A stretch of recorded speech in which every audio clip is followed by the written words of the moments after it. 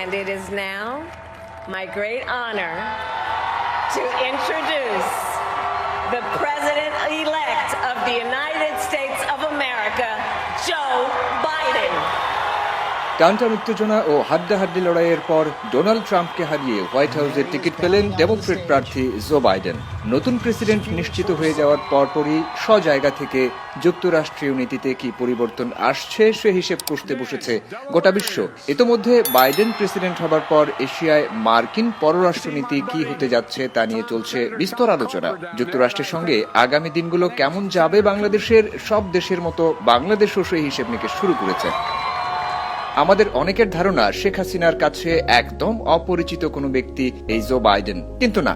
Hasina Biden সম্পর্কের যাত্রাটা শুরু আজ থেকে 6 বছর আগে 2014 সালে জাতিসংঘ আয়োজিত শান্তিরক্ষা সম্মেলনে একসঙ্গে নেতৃত্ব দিয়েছেন হাসিনা ও বাইডেন। শান্তিরক্ষা কার্যক্রম সংক্রান্ত উচ্চ পর্যায়ের এই বৈঠকে সভাপতির দায়িত্ব পালন করেন বাংলাদেশের প্রধানমন্ত্রী শেখ হাসিনা, আর পাশে বসেই কো চেয়ারের দায়িত্ব পালন করেন তৎকালীন ওবামা প্রশাসনের vice president Joe Biden. Bangladesh has a State of the Art Institute for Peace Support Operations and Training, BIPSOT. Our proposed national peacekeeping strategy would pursue evolving places and capabilities to UN peacekeeping. শান্তি আলোচনার বৈঠকের নির্ধারিত আলোচ্য সূচির বাইরেও তারা সেদিন নানা বিষয় নিয়ে কথা বলেন।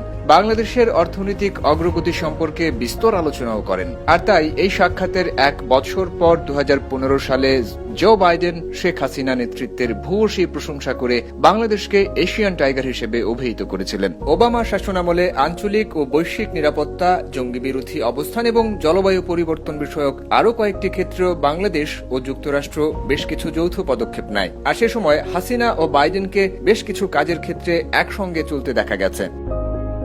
জো বাইডেন প্রেসিডেন্ট নির্বাচিত হবার পর প্রত্যক্ষ এবং পরোক্ষ দুই ধরনের সুবিধা পাবে বাংলাদেশ। বাইডেন প্যারিস জলবায়ু চুক্তি বাস্তবায়নের ঘোষণা দিয়েছে, যা নিঃসন্দেহে বাংলাদেশের জন্য এক শুভ বার্তা। First thing I'm going to do as president, not a joke, is immediately rejoin the Paris Climate Accord. And secondly, Bangladesh যেহেতু জলবায়ু পরিবর্তনের ফলে ক্ষতিগ্রস্ত এবং প্রাকৃতিক দুর্যোগ প্রবণ, এ কারণে মিস্টার বাইডেন ওই চুক্তিতে ফিরলে ক্ষতিগ্রস্ত দেশ হিসেবে বাংলাদেশ আগের চাইতে বেশি সুযোগ সুবিধা পাবে। ক্ষতিপূরণের মাত্রাটাও হবে অনেক বেশি। ট্রাম্প সরকার বিশ্ব স্বাস্থ্য সংস্থা ও জাতিসংঘকে চাঁদা দেয়া বন্ধ রেখেছিল।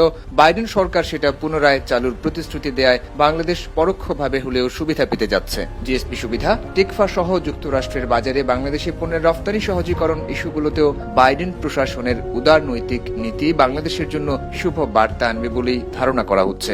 আর সেই ইঙ্গিত পাওয়া যায় নবনির্বাচিত প্রেসিডেন্টকে লেখা বাংলাদেশের প্রধানমন্ত্রী শেখ হাসিনার অভিনন্দন বার্তায়। শেখ হাসিনা লিখেছেন, বিশ্ব শান্তি প্রতিষ্ঠা, আন্তর্জাতিক সহযোগিতা, জলবায়ু ইস্যু ও রোহিঙ্গা সংকটের সমাধান নতুন মাত্রা পাবে বাইডেনের নেতৃত্বে। এমনকি ফার্স্ট লেডি জিল বাইডেন সহ জো বাইডেনকে বাংলাদেশেও আমন্ত্রণ জানান মাননীয় প্রধানমন্ত্রী শেখ হাসিনা। আশা করা হচ্ছে যুক্তরাষ্ট্রের সঙ্গে বাংলাদেশের বাণিজ্য সুবিধা বাড়ানো সহ সহযোগিতার বিভিন্ন ক্ষেত্র নতুন করে উন্মোচন করতে শেখ হাসিনা বাইডেন নেতৃত্ব একযোগে সফলতার দিকে এগিয়ে যাবে।